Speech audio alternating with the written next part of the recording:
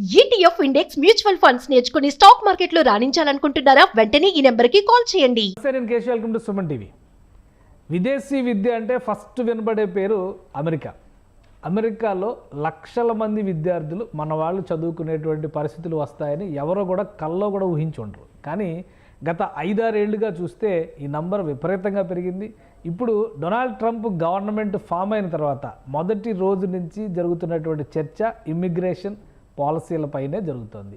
అలానే క్యాంపస్లో పనిచేసేటువంటి చదువుకునేటువంటి విద్యార్థులు అసలు పనిచేసేటువంటి అవకాశమే లేదని తేల్చి చెప్పేస్తున్నారు. ఇది ఒక గడ్డు పరిస్థితి అమెరికా చరిత్రలో అని విశ్లేషిస్తున్న వారు కూడా ఉన్నారు. దీనివల్ల నిజంగా ఎలాంటి ప్రభావం పడుతుంది, అక్కడ ఆ స్థాయిలో చర్యలు తీసుకునేటువంటి వాతావరణం ఉందా లేదా విశ్లేషించేటువంటి ప్రయత్నం చేద్దాం. మనతో పాటు ప్రముఖ ఎన్ఆర్ఐ అలానే అమెరికాలో సీనియర్ అటార్నీగా గుర్తింపు పొందినటువంటి కావేటి శ్రీనివాస్ గారు ఉన్నారు. కావేటి శ్రీనివాస్ గారు నమస్కారం. నమస్కారం సార్, ఏంటి అమెరికా అనేటువంటి ఒక డ్రీమ్ ఇక అది చెరిగిపోయినటువంటి కళ అనేటువంటి అభిప్రాయం వచ్చేస్తుంది. ఇమ్మిగ్రేషన్ విషయాల్లో కానీ కొత్తగా తీసుకొచ్చినటువంటి పాలసీల విషయంలో కానీ ముఖ్యంగా విద్యార్థులు వచ్చేటువంటి పరిస్థితి కూడా అమెరికాకి లేదు అనేటువంటి అభిప్రాయం వస్తుంది. ఒకవైపు ఇక్కడ సెంట్రల్ గవర్నమెంట్ ఏమో విదేశీ విద్యార్థులకి విదేశాలకు వెళ్ళి చదువుకునే విద్యార్థులకి రాయితీలు ప్రకటిస్తుంది. ఇవాళ కేంద్ర ప్రభుత్వం బడ్జెట్లో కూడా పెట్టారు. కానీ అక్కడేమో రానేమో అంటున్నారు. ఏంటి వాస్తవం ఏంటి, అసలు ఏం జరుగుతుంది అమెరికాలో? ఇక్కడ మనం ఒకటి అర్థం చేసుకోవాలండి. ఇప్పుడు వీళ్ళు అమెరికాలో పెద్ద బిజినెస్ ఏంటంటే ఎడ్యుకేషన్ అనేది. అంటే లక్షలలో స్టూడెంట్స్కి వీసాలు ఇస్తారు, గతంలో ఇచ్చారు, ఇస్తారు కూడా. ఎందుకు వీళ్ళు ఎడ్యుకేషన్ ఒక వ్యాపారంలాగా చూస్తారని. కానీ ఇక్కడ ఏంటంటే మనం వీసా తీసుకొని వెళ్ళేటప్పుడు మనం కౌన్సిలేట్కు చూపించాలి మన దగ్గర కాలేజీ ఫీజులు ఉన్నాయి, లివింగ్ ఎక్స్పెన్సెస్ కూడా ఉన్నాయని మనం అందరం కూడా చూపిస్తామండి. అంటే ఈ విషయం మనం అందరం తెలుసుకోవాల్సిన విషయం. వాళ్ళకేం చెప్తామంటే మేము అక్కడికి వెళ్ళి చదువుకొని మాకు ఫీజులతో పాటు మాకు లివింగ్ ఎక్స్పెన్సెస్ కూడా ఉన్నాయి అని చెప్పి చూపిస్తామండి. చూపించినప్పుడు వాళ్ళు వీసా ఇస్తారు. యూఎస్ఏ కానీ కెనడా కానీ ఆస్ట్రేలియా అన్ని యూరోపియన్ కంట్రీస్కి.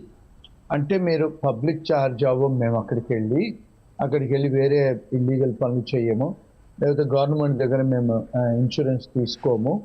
పబ్లిక్ ఛార్జ్ అంటే ఇక్కడ సిటీ వాళ్ళు మున్సిపాలిటీ వాళ్ళు ఫుడ్ స్టాంప్స్ అని ఇస్తారండి. అంటే పావర్టీ గైడ్లైన్స్ కింద ఉన్న వాళ్ళకి భోజనాలకి వారానికి నెలకు టికెట్ కూడా ఇస్తారు మున్సిపాలిటీ వాళ్ళు, స్టేట్ వాళ్ళు.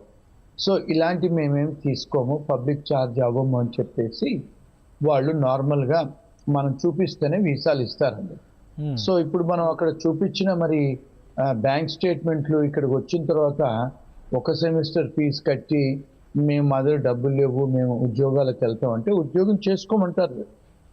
ఏమంటారంటే క్యాంపస్లోనే జాబులు చేసుకోవాలి, క్యాంపస్ బయట చేసుకోకూడదు. అది యుఎస్లో అండి. ఒకవేళ యూకేలో, కెనడా, న్యూజిలాండ్ ఆ కంట్రీ లా చూస్తే మీరు 20 గంటలు అవుట్ సైడ్ ద క్యాంపస్ చేసుకోవచ్చు. అంటే that is the law of the land. కానీ ఇక్కడికి వచ్చే వరకు వాళ్ళు ఏం చేశారు, కాలేజీలలోనే పనిచేయండి అని చెప్పి లా పాస్ చేశారు. ఇక్కడికి వచ్చిన తర్వాత మన స్టూడెంట్స్ ఏమవుతున్నాయంటే ఇక్కడికి వచ్చిన తర్వాత వాళ్ళు క్యాంపస్లలో ఉద్యోగాలు లేవు ఫస్ట్ ఆఫ్ ఆల్. రెండో విషయం, మన పేరెంట్స్ మన వాళ్ళు ఇండియాలో ఉన్న వాళ్ళు అర్థం చేసుకోవాల్సింది ఏంటంటే కోవిడ్ తర్వాత, కోవిడ్ కంటే ముందు ఎలా ఉండేదంటే అండి లా 20 hours మీరు క్లాస్ రూమ్కి వెళ్ళాలి ఫిజికల్గా. కోవిడ్ టైంలో ఏమొచ్చిందంటే పాలసీ, మీరు కొన్ని గంటలు క్లాస్ రూమ్లో ఉండండి, కొన్ని గంటలు ఇంట్లో నుంచి ఆన్లైన్లో చదువుకోండి అని లా తెచ్చారు. అంటే కోవిడ్ టైంలో పూర్తిగా కాలేజీలో క్లోజ్ చేశారు కనుక వాళ్ళు మీరు ఆన్లైన్లో చదువుకోండి అని కోవిడ్ టైంలో చెప్పారు. దాని తర్వాత కొన్ని వెసులుబాటు చేసి ఇమిగ్రేషన్ లాలో ఏమన్నారంటే చాలా యూనివర్సిటీస్కి సరే మీరు క్లాసులు ఆన్లైన్లో కండక్ట్ చేసుకోండి, వారానికి ఒకసారి 2 సార్లు స్టూడెంట్స్ వచ్చి క్లాసులో అటెండ్ అయ్యి అసైన్మెంట్లు తీసుకొని అసైన్మెంట్లు చెయ్యాలని ఆ లా తీసుకొచ్చారండి. అంటే ఇంతకుముందు 20 hours క్లాస్ రూమ్లో ఉండేది కూడా తీసేసి మీరు ఇంట్లో నుంచే చదువుకోండి అని పెట్టారు. పెడితే ఏమైంది, ఇక్కడ అన్ని కాలేజీలో ఇక్కడ ఒకటి అర్థం చేసుకోవాల్సింది ఏంటంటే అండి, ఇక్కడ గవర్నమెంట్ మన దగ్గర ఎట్లయితే యూనివర్సిటీస్ ఉంటాయో, ఆంధ్ర యూనివర్సిటీ, నాగార్జున, ఉస్మాన్, ఇవి స్టేట్ యూనివర్సిటీస్ మనకు. అమెరికాలో కూడా స్టేట్ యూనివర్సిటీస్ ఉంటాయండి. అమెరికాలో స్టేట్ యూనివర్సిటీస్ ఉంటాయి, మున్సిపాలిటీ వాళ్ళు కూడా కాలేజీలు నడిపిస్తారు, ప్రైవేట్ యూనివర్సిటీస్ కూడా ఉంటాయండి. ఓకే. ఇప్పుడు మన దగ్గర కూడా ప్రైవేట్ యూనివర్సిటీ యాక్ట్ వచ్చేసింది కదండి, చాలా ప్రైవేట్ యూనివర్సిటీస్ ఇండియాలో కూడా వచ్చేసాయి.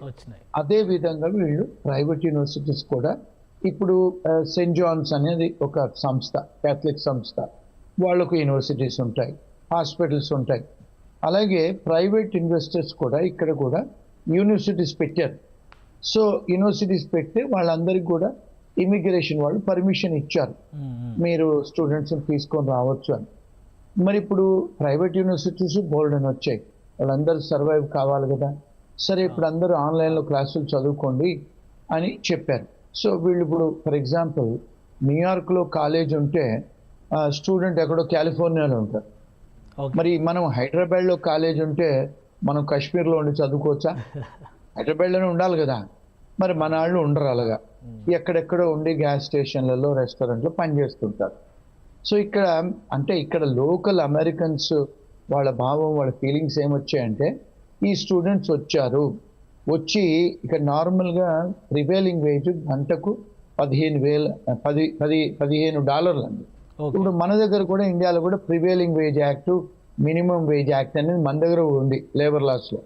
వీళ్ళకు కూడా ప్రతి సంవత్సరం వాళ్ళు పెంచుతారు. ఈ సంవత్సరం లేబర్ డిపార్ట్మెంట్ ఏముంది, ఫెడరల్ లేబర్ అంటే $15 గంటకండి. సో వాళ్ళు ఎవరు పని చేసినా 15 ఇవ్వాలి. సో మన వాళ్ళు ఏం చేస్తున్నారు అంటే స్టూడెంట్స్ వచ్చి వాళ్ళు అనుకునేది ఈ రెస్టారెంట్లలో, గ్యాస్ స్టేషన్లలో వీళ్ళు కాలేజీలో చదువుకోవాల్సింది పోయి కాలేజీలలో జాబులు చేయాల్సింది పోయి బయట చేస్తున్నారు, ఈ ఉద్యోగాలు మాకు వచ్చే ఉద్యోగాలు పోతున్నాయి అనేది ఒక మూమెంటు, ఒక ఫీలింగ్ అనేది వచ్చింది, లోకల్ ఫీలింగ్. ఇప్పుడు ఎలాగైతే మన కేసీఆర్ గారు తెలంగాణ తీసుకురావడానికి ఆంధ్ర వాళ్ళు పోవాలి, ఆంధ్ర వాళ్ళు ఇది చేస్తారని ఎలాంటి నినాదం తెచ్చి పొలిటికల్గా సెంటిమెంట్ లేబట్టేసి చేసుకున్నాడు తెలంగాణని టీఆర్ఎస్ పార్టీ వాళ్ళు, అదే విధంగా ఇప్పుడు ట్రంప్ గారు కూడా మనకు Americans first, America manufacturing first అని ఒక నినాదంతో తీసుకొచ్చి రాజకీయాల్లో గెలిచారు. ఇప్పుడు థంపింగ్ మెజారిటీతో గెలిచారు వాళ్ళు. 2 హౌజ్లలో వాళ్ళ మెజారిటీ ఉందండి. సో ఇప్పుడు మరి అమెరికన్స్ కోసం తెచ్చాడు కదా, మన అమెరికన్స్కు ముందు జాబులు రావాలి అని. సో దానివల్ల ఏం చేశాడంటే అదొక రీజన్. రెండోది ఏమైందంటే ట్రంప్ గారు మొదటిసారి ఉన్నప్పుడు తను కొన్ని మార్పులు చేశారు, కానీ తన టర్మ్ అయిపోయిన తర్వాత మళ్ళీ బైడెన్ గారు వచ్చిన తర్వాత ఈ గేట్లన్నీ ఓపెన్ చేశారండి. తను ఉన్నప్పుడు ఏం చేశారంటే ఇప్పుడు ఈ మెక్సికో నుంచి, సౌత్ అమెరికా నుంచి చాలామంది బార్డర్ క్రాస్ చేసి వస్తారు. వాళ్ళందరినీ కూడా తను ఉన్నప్పుడు అరెస్ట్ చేయించాడు. ఆ చిన్నపిల్లలతో వస్తే కూడా చిన్నపిల్లల్ని సపరేట్ చేసి, తల్లిదండ్రులను సపరేట్ చేసి చాలామంది తల్లిదండ్రులను ఆయన పంపించేశాడు, అంటే పిల్లల్ని ఇక్కడ నుంచి. సో అది చాలా పెద్ద క్రిటిసిజం అయింది. అంటే అది ఒక రకంగా ఇల్లీగల్ ఇమిగ్రేషన్ కిందకి వస్తుంది కాబట్టి మనకు ఆ ప్రాబ్లం ఉండకపోవచ్చు కదా. మన వాళ్ళు కూడా అట్లా ఇల్లీగల్గా వచ్చిన వాళ్ళు ఎవరైనా ఉంటారా? ఉన్నారండి. ఇప్పుడు ఇక్కడ ఏమైందంటే అండి, ఇప్పుడు చాలామంది స్టూడెంట్స్ కెనడాకు వెళ్ళారండి చదువుకోవడానికి వెళ్ళిన వాళ్ళు చదువుకోకుండా 8 లక్షల మంది ఇండియన్ స్టూడెంట్స్ అమెరికా బార్డర్ దాటి అమెరికాకు వచ్చేసారు. ఎట్లయితే మెక్సికన్స్ వచ్చారో మన వాళ్ళు కూడా కెనడా నుంచి బోర్డంత మంది స్టూడెంట్స్ అమెరికాకు వచ్చారు. అందులో పంజాబీ వాళ్ళు ఉన్నారు, గుజరాతీ వాళ్ళు ఉన్నారు, తెలుగు వాళ్ళు కూడా ఉన్నారు. సో మరి ఈ విషయం ఏ మీడియా వాళ్ళు కవర్ చేయరు. ఇక్కడ పేరెంట్స్ ఏం చేస్తారు, మన స్టూడెంట్స్ అన్ని అరెస్ట్ చేసి పంపించేస్తున్నారు. కానీ ఇంతవరకు మన స్టూడెంట్స్ని ఎక్కడికి వెళ్ళి వాళ్లకు హత్కడీలేసి కాళ్లకు బీడీలేసి వాళ్ళని మిలిటరీ విమానాల్లో పంపించిన దాఖలాలు ఇవ్వండి. కానీ మీడియాలో 8 లక్షల మంది బార్డర్ దాటేంత బలహీనంగా అమెరికన్ సెక్యూరిటీ సిస్టమ్ ఉందా? ఎందుకంటే ప్రపంచంలో బెస్ట్ అని చెప్పని అంటారు కదా. 8 లక్షల మంది ఇల్లీగల్గా వాళ్ళ కళ్ళు కప్పి ఆ దేశంలో చొరబడేటువంటి పరిస్థితులు ఉన్నాయా? కళ్ళు కప్పి రాలేదండి, వాళ్ళు బార్డర్స్ ఓపెన్ చేశారు. అంటే బైడెన్ గారు ఏం చేశారంటే బార్డర్ ఆయన హయాంలో ఓపెన్ చేశాడు. అక్కడే ఓపెన్ చేసి ఎంత ఓపెన్గా చేశాడంటే ఎవరైతే ఆ కంట్రీ లోపలికి బార్డర్ గార్డ్ లోపలికి వస్తారో వాళ్లకు భోజనాలు పెట్టారు, వాళ్లకు విమానాలు ఇచ్చి న్యూయార్క్ సిటీ లాంటి సిటీలకు పంపించారు, కాలిఫోర్నియా షికాగోలకు అన్ని శాంక్చురీ సిటీస్కు పంపించారు. పంపిస్తే ఇప్పుడు వాళ్ళకి ఇక్కడ న్యూయార్క్ లాంటి సిటీలలో, షికాగోలో, కాలిఫోర్నియాలో 5 స్టార్ హోటల్ అకామిడేషన్ ఇచ్చి పెట్టారండి వాళ్ళు. పెద్ద పెద్ద హోటళ్లలో వాళ్ళని పెట్టారు. పెట్టి వాళ్ళకు భోజనాలు ఇచ్చి, ఫుడ్ స్టాంప్స్ ఇచ్చి, లీగల్గా వాళ్ళకి ఏదైతే సలహాలు చేయాలో, వాళ్ళకు అసైలం అప్లికేషన్ పెట్టాలో అన్నీ చేశారు ఆయన బైడెన్ గారి అడ్మినిస్ట్రేషన్లో. అంటే ఓపెన్ బార్డర్ పాలసీ అని పెట్టారు. దానివల్ల ఇక్కడ ఏమైందంటే మన వాళ్ళు క్రిమినల్స్ కాదండి, కాకపోతే ఇప్పుడు ఈ సౌత్ అమెరికా నుంచి డ్రగ్ కార్టల్స్ ఉంటాయి. ఇప్పుడు కొలంబియా కానీ, వెనజువేలా కానీ, ఇక్కడ ఉన్న పక్క ఈక్వెడోర్ దేశాలలో చాలా మంది క్రిమినల్స్ అక్కడ క్రైమ్ జరిగితే వాళ్ళందరూ కాన్విక్ట్స్ ఏం చేశారు, బార్డర్ క్రాస్ చేసి ఇక్కడికి వచ్చారండి. వాళ్ళతో పాటు భార్య పిల్లలందరూ వచ్చారు. వచ్చి ఇప్పుడు ఇక్కడ లక్షల మంది వాళ్ళు ఉన్నారు ఇక్కడ. అంటే సౌత్ అమెరికన్స్, స్పానిష్ వాళ్ళ మీద వారెంట్స్ అయ్యి, కేసులు అయ్యి, ఇక్కడ డిప్యూటేషన్ ఆర్డర్ అయిన వాళ్ళు వీళ్ళని తీసుకుపోయి బయటపడేసేది లేదు. ఎప్పుడైతే ఒబామా గారు ఉన్నారో అప్పుడు చాలా మందిని డిపోర్ట్ చేశారు. ఈయనప్పుడు డిపోర్టేషన్ తగ్గిపోయింది. వాళ్ళందరినీ పట్టుకొని పంపిస్తున్నారు ఫస్ట్ తన పాలసీ. సో అంటే ఇక్కడ ఎక్కువగా మన వాళ్ళు ఆందోళన చెందుతుంది ఏంటంటే, ఇక మీదట అమెరికా రావాలన్న విద్యార్థులు ముఖ్యంగా, మిగతా వాళ్ళందరినీ పక్కన పెడితే మేజర్ ప్రాబ్లం ఏంటంటే, ఎడ్యుకేషన్ కోసం అమెరికా రావాలంటే ఇక అది చాలా కష్టమైనటువంటిది, అమెరికా వెళ్ళకపోవడమే బెటర్, అక్కడికి వెళ్తే చాలా కష్టాలు పడే పరిస్థితి ఉంది అనేటువంటి అభిప్రాయాలు వస్తున్నాయి. నిజంగా అటువంటి ప్రాబ్లమ్స్ ఉన్నాయా, లేదా ఇలా కేవలం ఇల్లీగల్గా వచ్చిన వాళ్ళు పడుతున్నటువంటి ఇబ్బందులే ఎక్కువ మీడియాలో ప్రొజెక్ట్ అవుతున్నాయా? ఇప్పుడు ఇక్కడ 2 prong టెస్ట్ అండి. ఇప్పుడు ఫస్ట్ అమెరికా రావాలనుకుంటే వాళ్ళు స్టూడెంట్ వీసాలు ఇస్తారు. కాకపోతే ట్రంప్ గారు వచ్చిన తర్వాత కొంత ఎన్ఫోర్స్మెంట్ బాగా గట్టిగా జరుగుతుంది. అంటే ఏంటి, ఇప్పుడు ఫర్ ఎగ్జాంపుల్ మనం దొంగ బ్యాంక్ సర్టిఫికేట్లు పట్టుకొని వెళ్తాము, దొంగ కాలేజ్ డిగ్రీలు పట్టుకొని వెళ్తాము, లేకపోతే మీ దగ్గర డబ్బు ఉండదు బ్యాంక్ అకౌంట్లో, మీరు ఇక్కడ యూఎస్కి వస్తారు, బార్డర్లో మిమ్మల్ని చెక్ చేస్తారు. కొన్నిసార్లు మన వాళ్ళు అక్కడ వీసా రాగానే ఇక్కడ ఫ్రెండ్స్ దగ్గర నాకు ఉద్యోగం చూడు బాబాయ్ అన్నయ్య అని చెప్పి టెక్స్ట్ మెసేజ్లు పెడతారు, ఈ ఫేస్బుక్లలోకి వెళ్ళి గెలుపుతారు. ఇవన్నీ కూడా మన ఫోన్లలో ఉంటాయండి. వాళ్ళు బార్డర్లో వచ్చినప్పుడు ఇవన్నీ చెక్ చేస్తున్నారు. అంటే H1 వీసా వాళ్ళనే కానీ, లేకపోతే స్టూడెంట్ వీసాలే కానీ, ఈవెన్ విజిటర్ వీసాలను కూడా చెక్ చేస్తున్నారు. ఎందుకు, తన బైడెన్ అడ్మినిస్ట్రేషన్లో టాప్ లెవెల్ ఎన్ఫోర్స్మెంట్ చెయ్యాలని తను ఎగ్జిక్యూటివ్ ఆర్డర్స్ సంతకాలు పెట్టారు. మరి రాజు ఏం చెప్తే ప్రజలు అదే చేయాలి కదండి. సో వాళ్ళు సీరియస్గా ఎన్ఫోర్స్ చేస్తున్నారు. ఆ ఎన్ఫోర్స్మెంట్లో ఎవరైతే ఇల్లీగల్గా వచ్చి ఇల్లీగల్ పనులు చేయాలో, లేకపోతే ఇక్కడికి వచ్చి కాలేజీ కాదు మేము ఉద్యోగం చేయడానికి వస్తాం అనుకున్న వాళ్ళకి డెఫినెట్గా ఇబ్బందులు ఎదుర్కొంటున్నారు. సో అది కాకుండా లీగల్గా వచ్చే వాళ్ళకు డెఫినెట్గా అమెరికాకు పెద్ద బిజినెస్ ఎడ్యుకేషనే కనుక ఎవరైతే నిజంగా చదువుకొని వాళ్ళు ఇక్కడ చదువుకొని సిపిటీలు ఓపీటీలు ఉద్యోగాలు చెయ్యాలి లీగల్గా అనుకున్న వాళ్ళకి ఇబ్బందులు ఉండవండి. అంటే మీరు you have to follow the law ఒకటండి. ఇప్పుడు ఈ H1B వాళ్ళు కూడా కొంతమంది డిపోర్ట్ అవుతున్నారు. ఇది చాలా మందికి, మన పేరెంట్స్కు, మన ఫ్యామిలీకి, మీడియా వాళ్ళకు తెలియని విషయం ఏమిటి అంటే, ఇక్కడ 87% ఐటీ కంపెనీలు మన తెలుగు వాళ్ళు, మన ఇండియన్సే రన్ చేస్తారండి అమెరికా మొత్తంలో. ఇప్పుడు మీరు చూసుకుంటే గూగుల్ CEO ఇండియనే, మైక్రోసాఫ్ట్ CEO ఇండియనే. మరి వీళ్ళను మరి ఎందుకు చేస్తారండి? పెప్సీ ఇలాంటి పెద్ద పెద్ద కంపెనీస్కి CEOలు ఎందుకు చేస్తారు చెప్పండి ఇండియన్స్ని? అంటే మన మీద రెస్పెక్ట్ ఉండే కదా. ఇప్పుడు చూడండి, వైస్ ప్రెసిడెంట్ భార్య కూడా ఇండియనే. ఇప్పుడు మళ్ళీ FBI డైరెక్టర్గా కూడా ఇండియన్నే పెడతా అంటున్నాడు ఆయన, ఏది కీష్ పటేల్ని. మరి ఆయన ఇండియనే కదా, గుజరాతీ అతను. ఇప్పుడు తులసిని, ఆమెను వేరే ఒక గవర్నమెంట్ డిపార్ట్మెంట్కు కన్ఫర్మేషన్ అవుతుంది. మరి భారతదేశస్తులకు ఇంత ఇంపార్టెన్స్ ఇచ్చి ఆయన మినిస్ట్రీలోనే ఆయన విసులుబాటు చేస్తే, ఇప్పుడు ఆయన రామన్ ఉన్నారు, ఆయన వాళ్ళందరికీ కూడా ఇంపార్టెంట్ పొజిషన్స్ ఇచ్చి మరి మనకు వాళ్ళకి ఇచ్చి ఇంత పెద్ద పెద్ద కంపెనీకు CEOలుగా చేస్తున్నారే తెల్లవాళ్ళని కాకుండా మన వాళ్ళని.